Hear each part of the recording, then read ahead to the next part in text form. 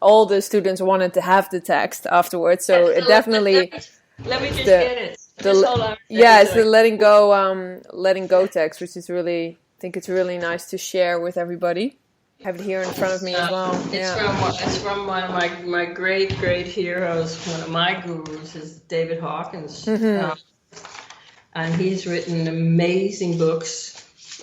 And this is from his book Healing and Recovery. It actually comes from a book, Healing and Discovery. Yeah. So he writes the mechanism of letting go. And I'm quoting him. He writes, letting go involves being aware of a feeling, letting it come up, staying with it, and letting it run its course without wanting to make it different or do anything about it. It simply means to let the feeling be there and to focus on letting the energy behind it out. Mm-hmm.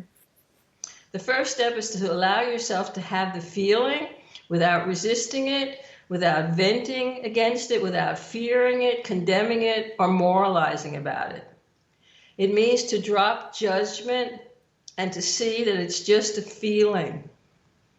The technique is to be with the feeling and surrender all efforts to modify it in any way. Let go of wanting to resist the feeling. It is resistance that keeps the feeling going. When you give up resisting or trying to modify the feeling, it will shift to the next feeling and be accompanied by a lighter sensation.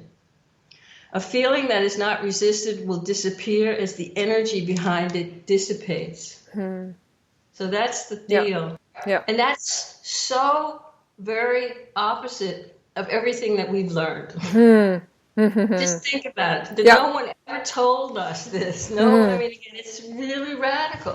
I will send you this again so you can post it with the... Yeah, absolutely. No, I have it here, actually. I have it in my notes. Yeah. I typed it out straight away. Yeah. So brilliant. I give it to people and tell them, remind yourself of this every day. Yeah. No. I've looked at the text all the time because I think, especially now, and that's why also I'm so grateful for you to share it, because I feel, and I'm sure you can tell me if I'm wrong, but I feel that what's happening to a lot of people right now is resistance. It's like it's resisting this. I don't want Corona to happen, but it's happening. So what do you do? Exactly. So again, everything that we resist, it makes it worse. Yeah. And it's also important to understand that just this whole thing about, it usually helps people when I tell them that it's all important to understand that energy or this kind of bad feelings or negative feelings or discomfort, whatever you want to call it, comes in waves. It's not a steady thing. Yeah.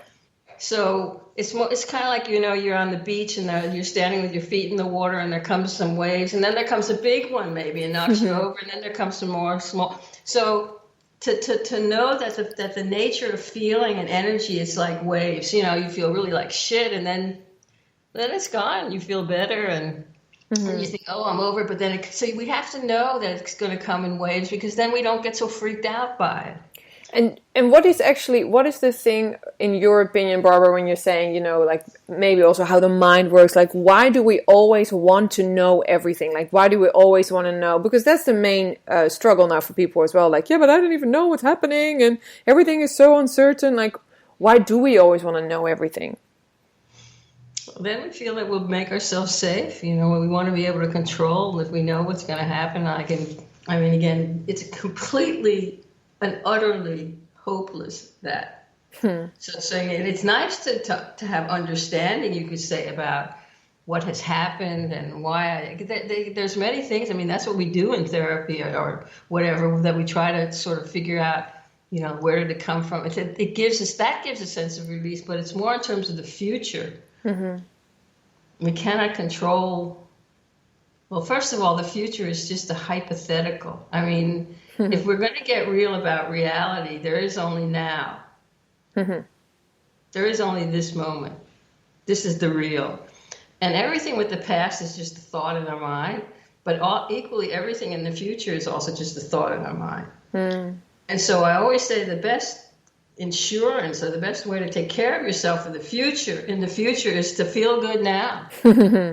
because we come back to what you focus your attention on. This is now we're back to the way the mind works. What you focus your attention on, that determines your experience. So in other words, what you focus your attention on, you put energy on it and it grows in your experience. And so that means that no matter what is happening, where we are, what we're doing, that in every now moment, we always have a choice in terms of, okay, reality is what it is. You could say reality is lockdown, reality is coronavirus, whatever we want to say, that's what's going on right now. But we still have a choice of how are we going to relate to this so-called reality. To that reality. Yeah, are we going to focus on everything that's wrong with the situation, everything I hate about it, everything that makes me feel like shit in this situation?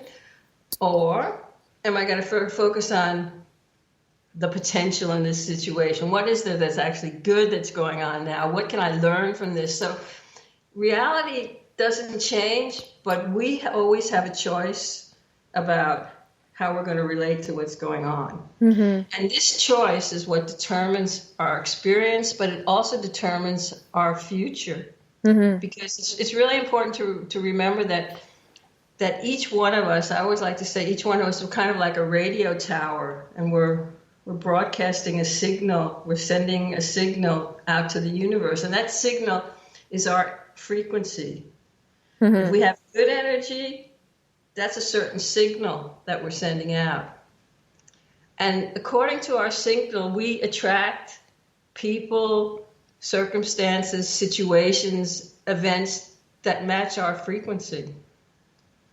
And so if we have a low frequency, and the lower frequency are anger, fear, frustration, depression, those are all very low frequencies. I mean, people who are always complaining and grumpy, I mean, they have a definite frequency, and we usually don't want to hang out with people like that. And so because you're creating your own destiny in that sense exactly, as well, of course. So life is a self-fulfilling prophecy in that way. So in other words, I always say people who are grumpy and complain a lot, they usually have a lot to be grumpy about and complain about because they attract because of their frequency. Whereas people who have good energy, I know, we want to hang out with the people who have good energy. We don't want to hang out with the people who are moaning and groaning. So that's also a really important part of all this. What are we going to do about our situation right now? No, and I think also what you said to me in our last session, and I highly recommend all listeners to, I'll make sure that your website and everything is there in the notes for if you ever want to have a session with Barbara. I highly, highly recommend it, because what you were just mentioning also about the low energy and the good energy, the last time we did a session, like within even the next day already, I just got up and I was like, oh, that helped me so much. And then I got all these emails like, hey, can you do this online thing? And hey, can you do this class? And hey, and I was like, oh my God.